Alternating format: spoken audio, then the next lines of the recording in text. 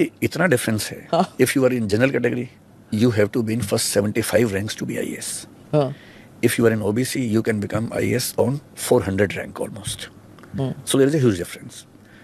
इसलिए अगर किसी के पास स्कोप होता है तो वो कोशिश करता है कि मैं बन ही जाऊं.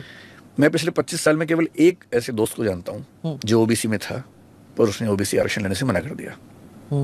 ये कहेगा कि मुझे बचपन ठीक मिला, पढ़ाई ठीक मिली, why should I take reservation? ऐसे भी लोग हैं. जैसे एक रूल ये है कि अगर आपके फादर या मदर क्लास 1 जॉब में हैं तो आप OBC नहीं हो सकते.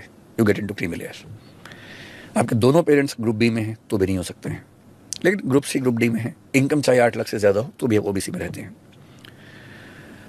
अब सरकारी नौकरी वालों ने मेरे ख्याल से खेल खेला होगा कि भाई उनकी इनकम ज्यादा है, उनके बच्चे OBC में क्यों ना आए. तो एक नियम बनाया गया कि जो B और C कैटेगरीज में है, C और D में, उनके बच्चों को हम OBC में रखेंगे चाहे इनकम ज्यादा हो जाए. 8 लाख की लिमिट अभी है वैसे. फिर एक और खेल खेला गया. Agricultural income will not be counted to see whether this person comes in creamy layer और नॉट. बहुत सारे सिविल सर्वेंट्स जो करप्शन का रास्ता चुनते हैं वो एग्रीकल्चरल इनकम शो करते हैं बड़े पैमाने पर. बिल्कुल. अब देखिए पेज क्या है, OBC में जो कैंडिडेट है उसकी अपनी इनकम काउंट नहीं होती है, केवल पेरेंट्स इनकम काउंट होती है. EWS में सबकी इनकम काउंट होती है 39 में. एक एग्जांपल लेते हैं. मान लीजिए कि मेरे फादर IAS ऑफिसर हैं और रिटायर होने वाले 2 साल बाद. मैं OBC में आता हूं लेकिन मुझे मिलेगा नहीं आरक्षण क्योंकि मेरे फादर क्लास 1 जॉब में है. उन्होंने खूब पैसा कमा लिया है. इतना पैसा उनके पास है कि मैं उस इनकम से अपना काम चला सकता हूं जिंदगी भर. बहुत सारी बिल्डिंग्स खरीद ली हैं. उनका रेंट आता है कई लाख रुपए. मान लीजिए महीने का 50 लाख रेंट आता है. एग्रीकल्चर से नहीं, बिल्डिंग से. अब मुझे IAS बनना है और मुझे OBC का आरक्षण चाहिए. जब आप रेंट कहते हैं उसका मतलब है कि वो दिख रहा है, मतलब उस पे आप टैक्स भी दे रहे हैं, वो सब एकदम विजिबल है. उतना ही मैं उसको आप फ्रॉड नहीं कर सकते. नहीं, जो ITR में है मैं उसी की बात कर रहा हूं. ओके, होगा तो 10 टाइम ज्यादा. जो ITR में मैं उसकी बात कर रहा हूं. उसमें भी आप नहीं कर सकते.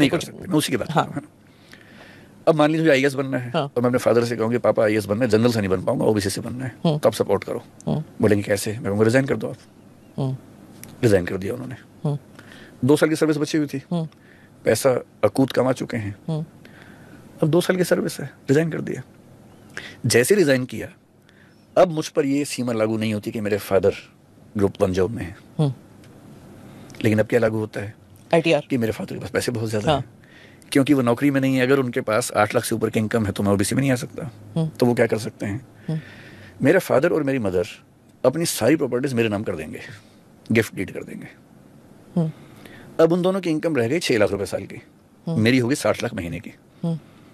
पर OBC होने के लिए मेरी इनकम क्राइटेरिया नहीं है, सिर्फ पेरेंट्स इनकम. सिर्फ पेरेंट्स की, फैमिली नहीं, सिर्फ पेरेंट्स, मेरी नहीं.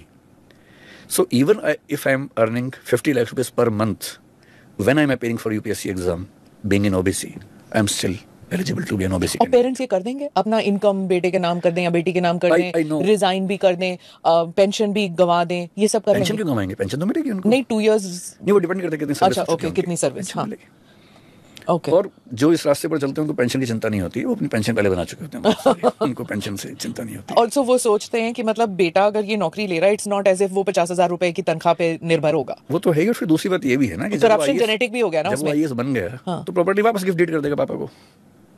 इससे क्या फर्क पड़ता है?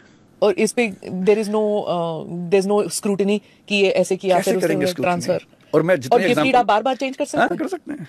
Gift deed is as good as sale deed. Okay, कितनी बार भी कर लीजिए.